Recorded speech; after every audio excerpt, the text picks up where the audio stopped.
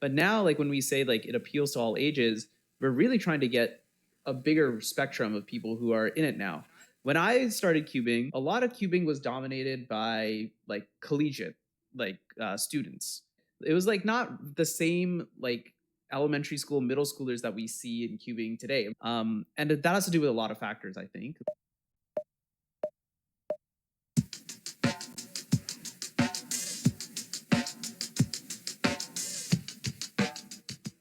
We have to have a boom or doom segment too. A doom segment? Yeah, boom or doom. From what? You don't know boom or doom? No. All right, guys. Today we're gonna decide between the chicken bake and the double chunk chocolate cookie. I give it 3. Boom, boom. You guys don't watch AJ and Big AJ and Justice? Come on, guys. I'm gonna just start the episode off with that. The Rizzler? I'm gonna start the episode off like that. Show on the road, man. All right. Welcome to Plus 3, everybody. I'm Matt Rozman. I'm not even gonna do a tagline for this episode. I'm just gonna start off with John talking about Big Justice and AJ. I'm Matt Rozman. I'm joined by John Epley. I'm joined by Manu Singhal. Gentlemen, how are you doing on this fine Tuesday evening? Dude, I have to say, as soon as like Epley started standing up in these episodes, he's been just like off his rocker hilarious. So big props to Epley for that. Absolutely. Shout out the standing desk, dude. It's a standing desk. Oh, look at you. You're so professional. So that's why he's so happy. He's got the big bucks to afford a standing desk. Meanwhile, I can't even afford the registration fee for Michigan Mini 24, 25, whatever Michigan Mini it was. Apologies to Tyler and Marinick and to you, John, that I couldn't be there for that. Apologies to Blake Thompson as well. I'm sorry I couldn't be there.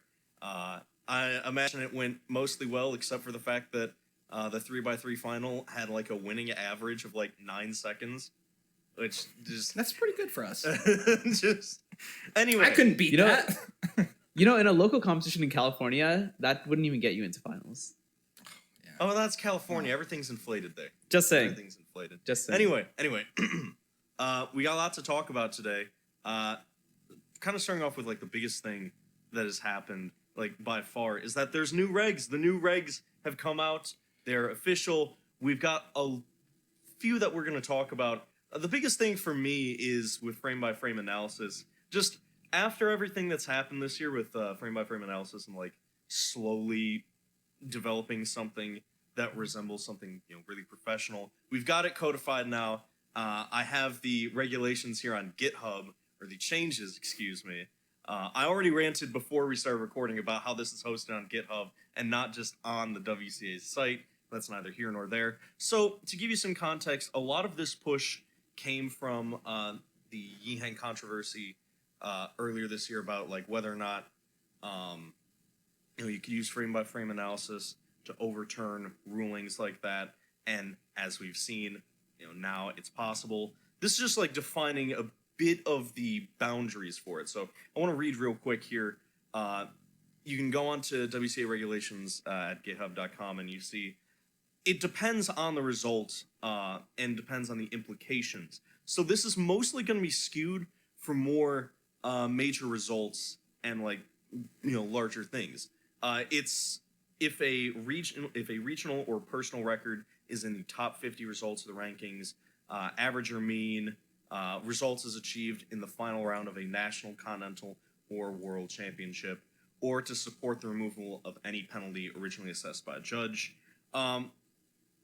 Evidence can be used to support removal of penalty, application of a penalty, or to investigate cheating, which is where we've seen it really talked about the most. So I'm just curious from you guys a little bit, like, do you like how the WCA has laid out frame-by-frame analysis? Do you guys think that this is like a pretty cut and dry thing and this is going to be like, helpful when we encounter situations like this in the future?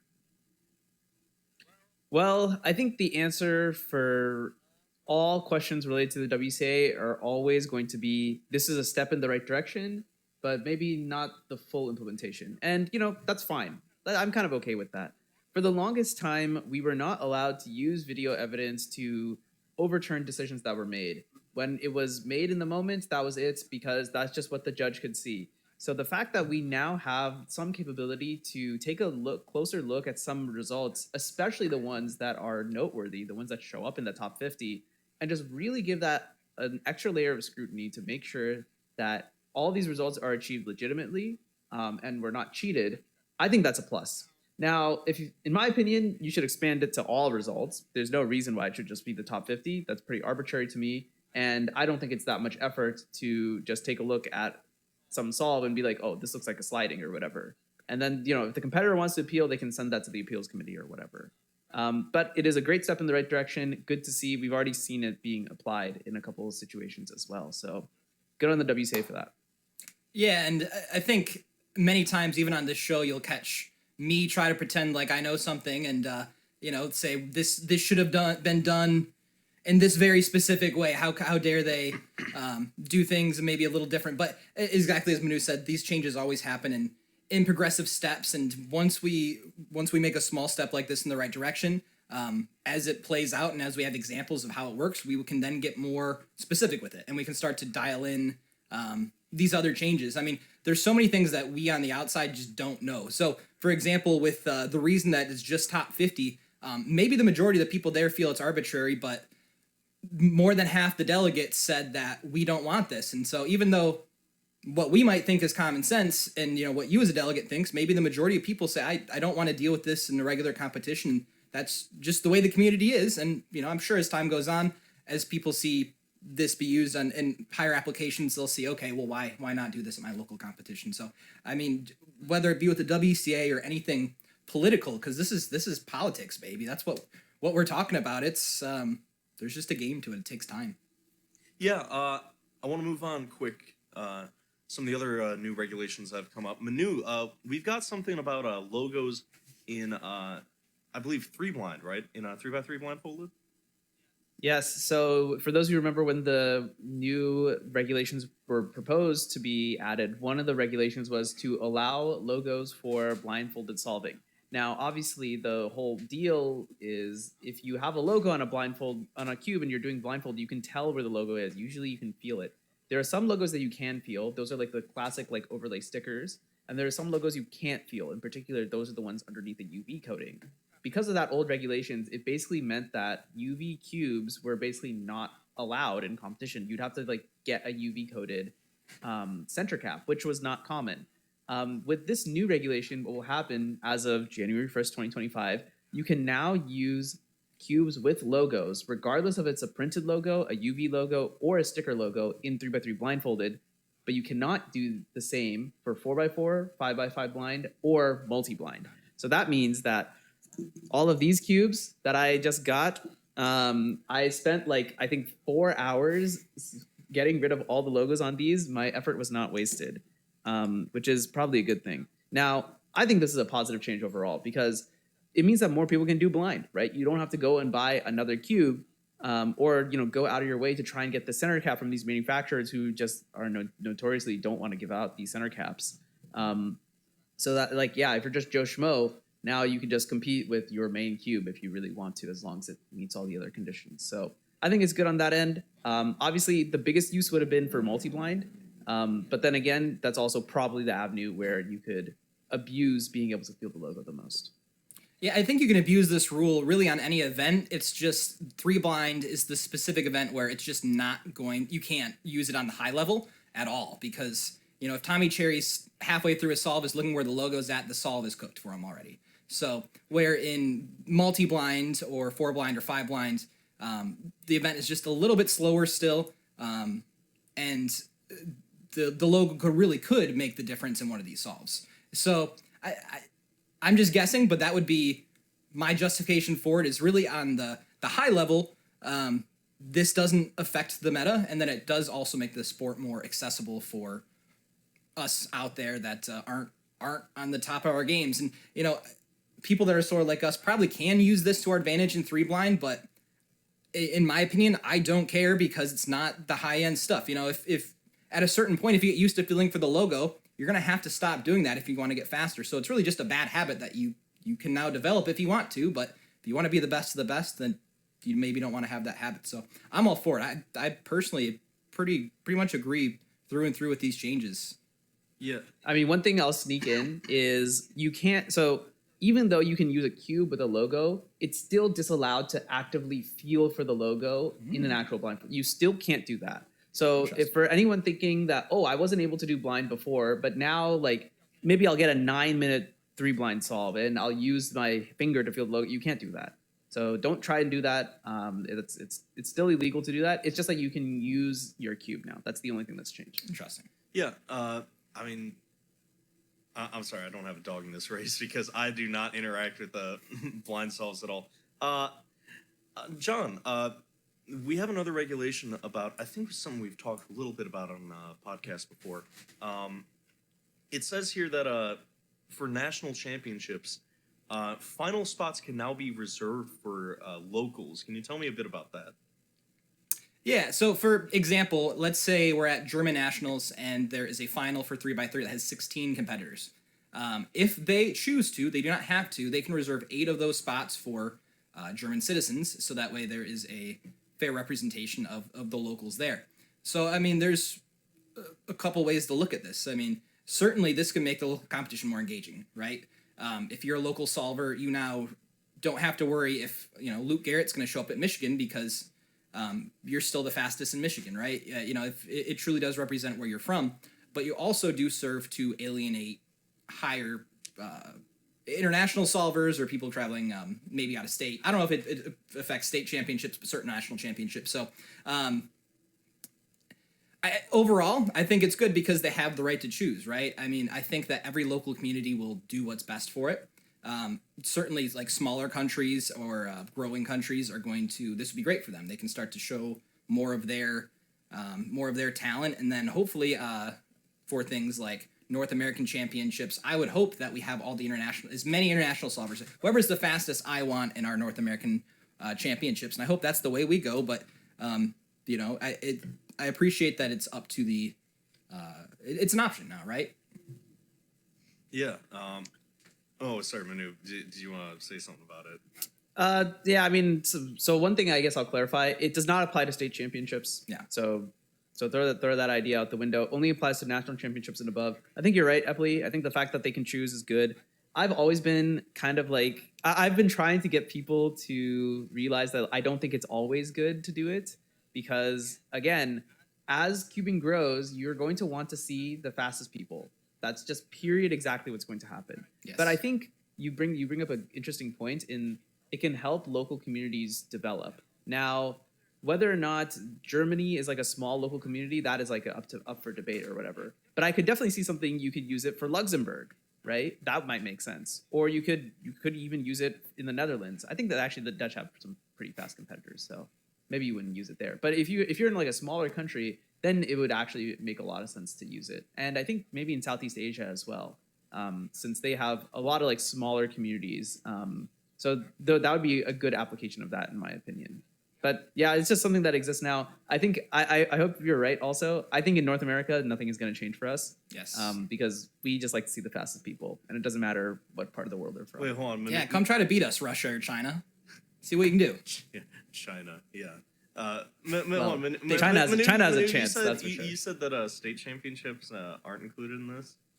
I felt bad because I thought I was going to have a chance in Michigan, but now if Luke Garrett can come here, I'm not going to podium. Yeah, no. You're not safe at any state. Let's put it that way. I'm not safe in any state, any city. Dude, I'm going to pull up. I want to quickly tell people before we move on to the next thing.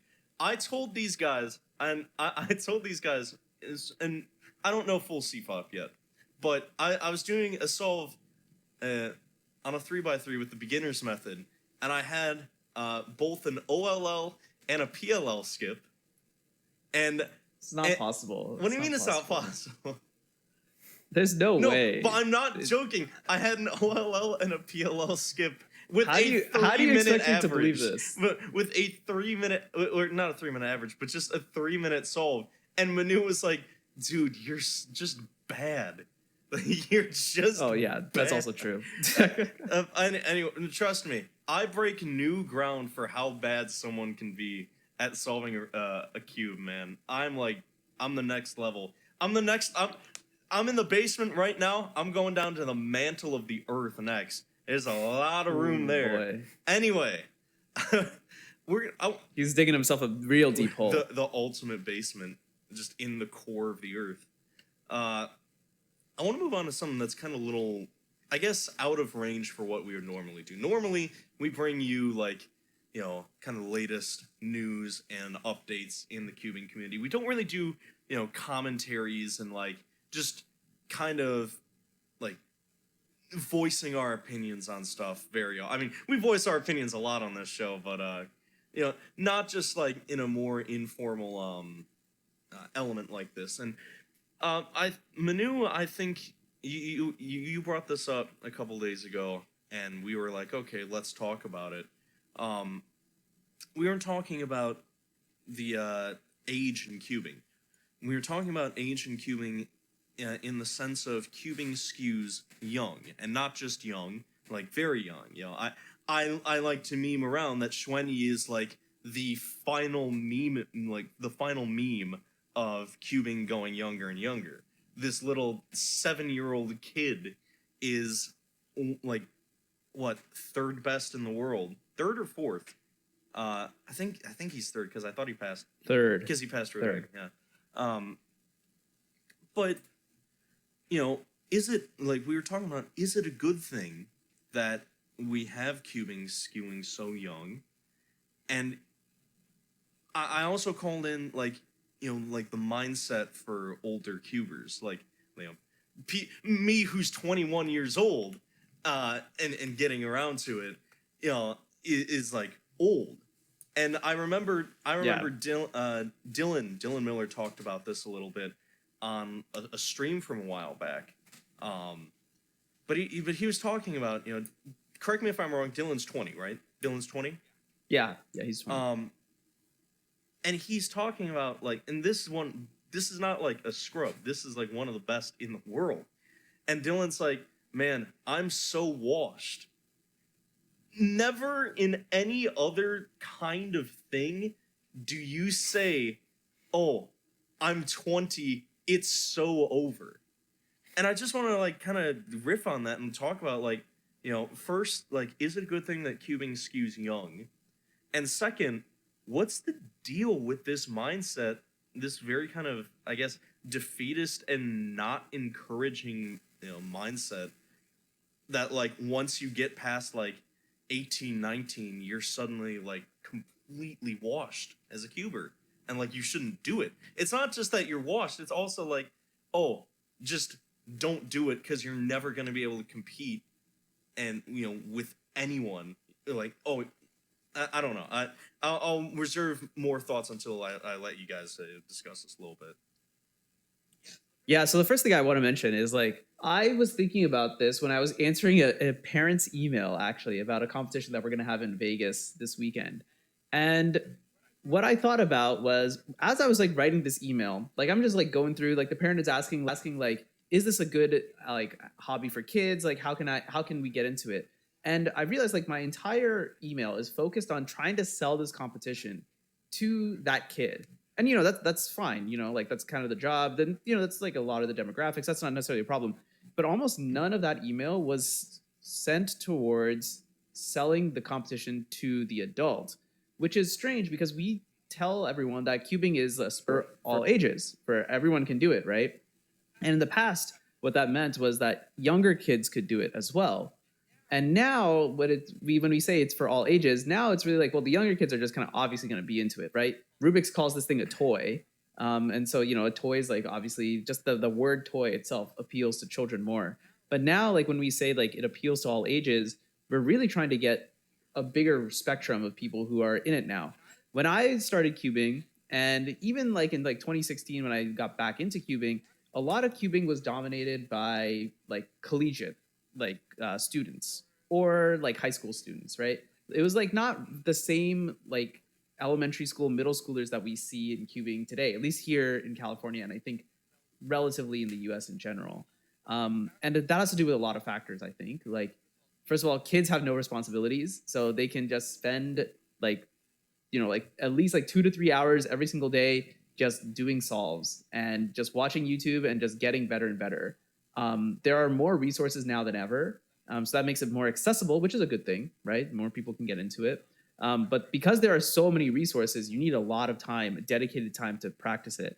Dexterity is another thing. Like obviously, as you get older, your dexterity is going to get worse. So that you would expect like a fall off between people who are probably like 35-ish. I know Epley's getting up there, so I'm not going to name too specifically. But so that's one thing.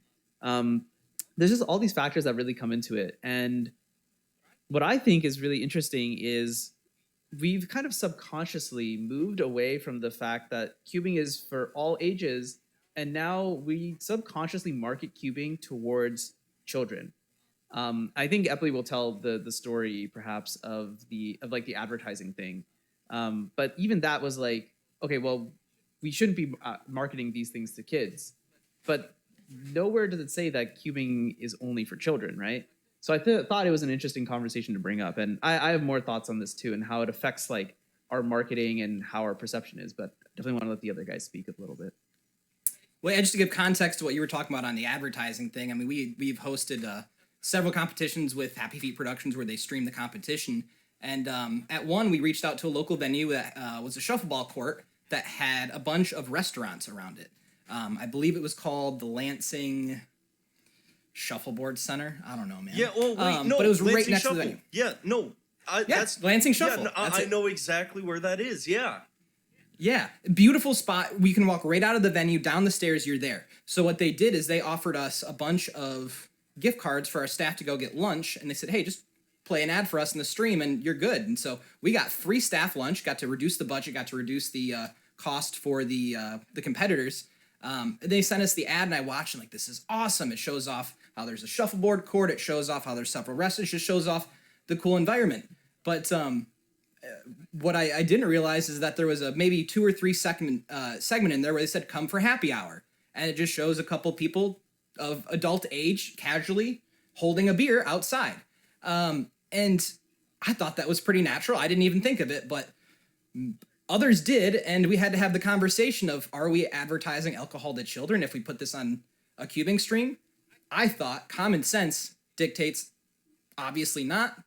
Sometimes what I think is common sense is not the group consent. So we had to have that conversation. I think ultimately we did end up just running the ad because it's a very casual, just a shuffleball advertisement. But I think it does bring up the good conversation. Are we limiting ourselves here, right? Not just our competition would lose free staff lunch. We got to grow the community that way and got to provide a cool service, but also at the same time, what else are we missing out on by just folks saying, hey, this is where we're at, so this is where we need to lean into? I mean, I think, if we really want to become something all-encompassing, we want cubing to offer a little bit of everything. We want people to be able to just watch the stream and enjoy it that way. We want parents to be able to come to the competition and engage with the competition, but we also want them to be able to engage with the local community and have things to do there, and then perhaps they can also use the stream to engage with it while they drop their kid off. So we need to have as many avenues as possible for people to stay in the community. And I think if we just continue to pigeonhole ourselves as a kids community, not only are we going to stop new people from coming in, but for guys like me, I'm going to be a little bit demotivated to still do this because, man, what am I doing at these kids events and putting all this time into a kids thing? Like I know I'm almost 30. I should probably grow up, right? So when I was younger, the people that were the top solvers were people like Felix Zemdegs, Rowe Hessler, Anthony Brooks, Matt Falk, and a lot of these guys aren't maybe even that much older than me, but they weren't 7.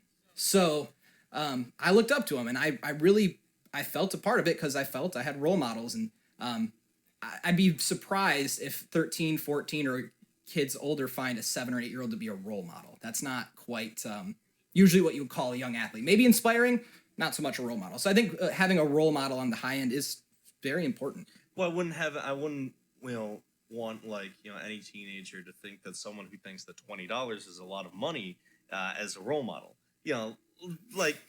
But no, I want to kind of close this by saying I don't think it's necessarily a bad thing that cubing skews young.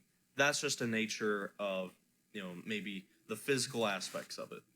And I'm saying cubing just why the best skew young most of the time, but I do think, like John was saying, there's a huge demotivating factor. Like, like it's hard to think about, but like, we kind of like joke about it amongst ourselves here. But me getting into it is like at 21 is like a crazy thing. It's like, and it shouldn't be. Nowhere else would you like find something where like you could be 21 and actively discouraged for being like too old to compete. I just, it's demotivating, and it really closes off a large segment of people who might be interested in it, but then are scared because, here we come with our, pitchforks and our torches, the angry mob, just sitting and saying, oh, it has to be like this, and you can't do this, and you're too old, and we have to make these spaces, kid friendly. Like, it, especially when like some of the top solvers, like, they're not kids. Like, we don't necessarily need to make it like, like kid proof, right? We don't like Felix and like, but even like most of the US solvers, like, they're not like, it's not like, I'm exaggerating when I talk about things like, when I talk about kids like Schwenyi, because I think that that is like just to further the point of, I guess the gap, the divide, the disconnect, I don't know. But I just think like it's not necessarily about the advertising or anything like that that has to change. We know that like the best solvers are typically going to be younger. If we saw like a 35-year-old record a sub 7 average, we would be like jumping around like, what? Who is this? No, but I think the community and the culture needs to change. You can't have a cult like, no, and I don't want to sit here and say anything, but since I'm the one who has nothing to lose among the three of us, no one is going to want to join in on a culture and a sport and a competition where they are just consistently, met with resistance for even trying. Not failing, but even trying is seen as like, oh, what are you doing? Grow up. Even when we had Mike on the show, and Mike is so passionate about it, he's still framing it as like, oh, it's just a toy. Oh, these are just toys. I don't know. I don't know. I think it's hard for me to really speak on this, because maybe I don't get it. But if I didn't have kind of the position I'm in, where I came into this through an internship, would I really want to join something that has like just kind of a disregard for anyone like over the age of like 20 in competition? Like, I don't know. I think it's a cultural problem, and it's something that a lot of people who have been in the community for a while need to unlearn and need to get better with. But yeah, I'm gonna stop rambling. I don't know if you guys have anything else you want to say on this. Yeah, I mean, classic Rozman with the extremist opinion. I can't fully back that, but I mean, obviously, like, your experience is like valid, right? Like, that's just like where it comes from. And like, I just think about like, I just really don't want cubing to end up in a situation where people think that this is for kids and therefore it's like not as legitimate as like other things. For example, right? Like, you obviously, like, the closest thing you can draw to is like sports, right? But sports have this like usual factor where like kids just cannot play ball with adults just because they're literally children, right? Like, they're not going to be able to go toe to toe. Cubing doesn't have that problem because there's no physical contact. But then you could make another analogy to something like chess. Well, chess is a similar thing. It's all like mental, right? And if you have a lot of time, then in theory, a kid could be really good at chess. But we don't see kids right now at the Chess World Championship. And we don't see kids like dominating chess like overall. That's still being done by primarily adults and professionals, right? So the question I want to raise, and what I'd like to hear from everyone else in the comments also, is like, how are these different? And what the one thing I really don't want to end up happening is that people think that it's just for kids and therefore it's just not legitimate. It's just like, oh, whatever. It's just like a kid's activity at the end of the day. And like, who really cares, right? The only one thing I can think that's a kid's activity that really took off was the spelling bee. The script spelling bee, the fact that that got on ESPN is still absurd to me. But other than that, you don't really see many kids things really take off in the same way. Like Little League is Little League. And at the end of the day, that's probably one of the biggest kids sports also. And again, that's like a physical sport, and it's, they play baseball, right? So all of these things I think are very interesting. I'd be curious to hear what everyone else thinks about this as well. Like I said, I think it's more of a subconscious thing. I don't think it's like actively we're saying that like, yeah, anyone above the age of 18 should be banned. I'm also not saying that the remedy to this, if you will, is that we just ban everyone who's under 13 also. Like, I don't think that that's reasonable either. It's just more so, I think it's an interesting discussion to have. Yeah, and I think that something we see in like running and cycling is there is age groups. So, you can be the fastest 50 to 60-year-old, and that's really exciting. Right. Regardless of how your time compares to who won. You won your age group, and so the more ways we can get people engaged, the better. I mean, is it a little bit just handing out participation trophies? Yes. But do participation trophies get people in? Get me in, for sure. And I think a lot of other people would find other reasons to do it. So, I'm happy we're having this discussion, that we continue to see things progress. It's you and me, Epley. We're going to win the seniors division. We got this. I think I'm in one age group above you, but I'll win the super seniors for you. I do want to say, we had like a literal octogenarian in the comment section saying that they learned how to like solve a cube and they use it as just like keep like their brain functioning. And that's what I'm talking about. Like, yes, people like that, like that is like what a lot of people got into speed cubing for. And like, there is a world of a competitive speed cubing that's also like available for people like that too. It's just that we just don't advertise it. We literally don't advertise it. We just keep talking about kids, but would love to see people like that at competitions too. Yeah, no, I definitely shout out to that guy in the comments, by the way. Shout out to everyone in the comments last week. You guys really showed out. We'd love to hear from you about this. Since this is a very different episode already, the highlight this week is not just a highlight, it is highlights. We've got a lot to talk about. I want to first start off, this is a big thing. Daniel Rush. Now, Daniel Rush, South African speed cuber, set 3 African records in Ireland. So he set a 3x3 average of 612, a 4x4 average of 2689, and a square one single of 695. Now, you look at those times and you're like, oh, but Yihang, but Shwenny. But consider this. The fact that we can now start to really talk about African cubing and the way that it's starting to come up and the way that you have these solvers who are slowly starting to build stuff, I think it's a great thing. It's great to not just like always talk about, NA, EU, or, like East Asia. Like it's great that we have cubing developing and solving developing in these other parts of the world. And I also want to mention, he also won in this event. He also won the 6x6 final, and he podiumed several other times. Like, he was in command. Shout out Daniel Rush.